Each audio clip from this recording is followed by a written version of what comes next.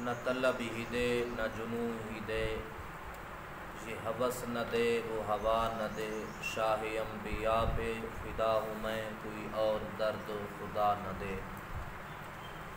یہ خیال ہے یہ ملال ہے کہ عجیب زمانے کا حال ہے، تیرے آستاں سے میرے نبی کوئی آ کے مجھے اٹھا نہ دے۔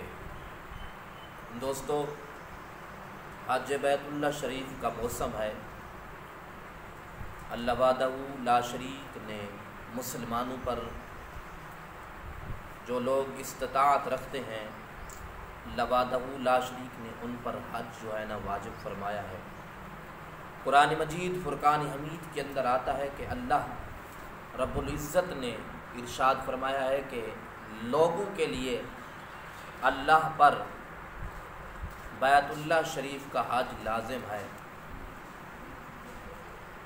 حج قصد کو کہتے ہیں، اور اصطلاح شرع میں مخصوص ارکان کی نیت کر کے بیت اللہ شریف میں، حرم شریف میں پہنچنے کا نام حج بیت اللہ شریف ہے۔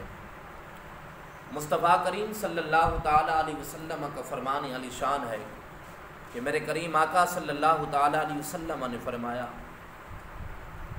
کہ جس وقت بندہ حج بیت اللہ کی سعادت حاصل کر لیتا ہے، وہ اس طرح گناہوں سے پاک اور صاف ہو جاتا ہے جس طرح ابھی اپنی ماں کے پیٹ سے آیا ہو۔ یعنی حج بیت اللہ شریف ما قبل گناہوں کا کفارہ ہے۔ جو انسان نے اس سے قبل گناہ کیے ہوتے ہیں، حج کی برکت سے اللہ وحدہ لا شریک گناہوں کو مٹا دیتا ہے۔ اسی طرح میرے کریم آقا صلی اللہ تعالیٰ علیہ وسلم کے غلاموں، اس وقت بندہ نماز جمعہ ادا کرنے کے لیے آتا ہے تو اللہ وحدہ لا شریک ما قبل ہفتے کے گناہوں کو، گناہ صغیرہ کو معاف کر دیتا ہے۔ تو میرے کریم آقا صلی اللہ تعالیٰ علیہ وسلم نے فرمایا، اور وہ لوگ جو استطاعت رکھنے کے باوجود حج بیت اللہ کی سعادت کو حاصل نہیں کرتے، میرے کریم آقا صلی اللہ تعالیٰ علیہ وسلم نے ان لوگوں کے بارے میں بڑی سخت وعید فرمائی ہے، حدیث کتب کے اندر موجود ہے۔ میرے آقا نے فرمایا کہ مجھے کوئی پرواہ نہیں ہے کہ جو استطاعت رکھنے کے باوجود حج کی سعادت حاصل نہ کرے، مجھے کوئی پرواہ نہیں کہ وہ یہودی ہو کر مرے یا نصرانی ہو کر مرے۔ تو میرے کریم آقا کے غلاموں، جو لوگ استطاعت رکھتے ہیں ان پر ایک مرتبہ حج لازم ہے۔ لیکن حدیث کتب میں آتا ہے کہ اگر 5 سال گزرنے کے بعد ایک مرتبہ دوبارہ حج کرے گا تو وہ حج استحبابی ہوگا، مستحب حج ہوگا۔ یعنی ایک مرتبہ تو اس پر لازم ہے، لیکن اس سے زیادہ کرے گا وہ استحباب پر ہوگا، یعنی مستحب ہوگا۔ تو کرے اس طرح کہ 5 سال کے بعد ایک مرتبہ حج پھر ضرور کر لے۔ حج جو ہے نا بندے کو اغنا کر دیتی ہے، حج بندے کو اغنا کر دیتی ہے۔ لوگوں، حج جو ہے نا انسان کی زندگی کے اندر ایک تبدیلی لاتا ہے، انسان کی زندگی کے اندر ایک شعور لاتا ہے۔ حج انسان کو ایک نئی زندگی عطا کرتا ہے۔ جس وقت بندہ حج بیت اللہ کی سعادت حاصل کر کے اپنے وطن پر، اپنے گھر پر واپس پہنچتا ہے تو وہ ایک نئی زندگی شروع کرتا ہے۔ ایسا نہ ہو کہ آپ حج کر کے آئیں نمازیں چھوڑ دیں، ایسا نہ ہو کہ آپ حج کر کے آئیں حقوق العباد چھوڑ دیں، بلکہ آپ حج بیت اللہ کی سعادت حاصل کر کے آئیں، آپ ایک نئی زندگی شروع کریں۔ ایک مشہور واقعہ ہے، بڑا مشہور واقعہ ہے۔ حضرت ربیع بن سلیمان حج بیت اللہ کی سعادت حاصل کرنے کے لیے جا رہے تھے، اور کوفے کی سرزمین پر آپ نے پڑاؤ ڈالا، کافروں کے ساتھ تھے۔ آپ کے قافلے کے اندر آپ کا بھائی بھی موجود تھا۔ تو میرے کریم آقا صلی اللہ تعالیٰ علیہ وسلم کے غلاموں، جس وقت قافلہ لکا تو آپ نے کہا ہے کہ میں ضروریات سفر کچھ خرید لوں۔ جس وقت آپ ضروریات سفر خریدنے کے لیے نکلے، دوستو، ایک روڑی پر، ایک کوڑا کرکٹ پر ایک خاتون بیٹھی ہوئی تھی اور مردار جانور کا گوشت اتار رہی تھی، مردار جانور کا گوشت اتار رہی تھی۔ تو حضرت ربیع بن سلیمان رضی اللہ تعالیٰ عنہ کے دل میں بڑا تعجب ہوا، پوچھو تو صحیح یہ خاتون مسلم ہے یا نان مسلم ہے، پوچھو تو صحیح مسلم ہے یا غیر مسلم ہے۔ حضرت ربیع بن سلیمان چلتے جس وقت پہنچے تو آپ نے کہا کہ بی بی مسلمان ہو؟ اس عورت نے کہا ہاں میں مسلمان ہوں۔ کیا مسلمان پر آپ کو پتہ نہیں کہ مسلمان پر یہ گوشت کھانا حرام ہے؟ اس نے کہا مجھے پتہ ہے کہ مسلمان پر گوشت کھانا حرام ہے، لیکن کسی وقت حلال بھی ہو جاتا ہے۔ تو اس خاتون نے کہا کہ آپ بابا اپنا کام کریں۔ اس نے کہا ہے کہ آپ مجھے بتائیں تو صحیح کہ آپ ہے کون؟ اس بی بی نے کہا ہے کہ میں سید زادی ہوں۔ حضرت ربیع بن سلیمان کے پاؤں کے نیچے سے زمین نکل گئی۔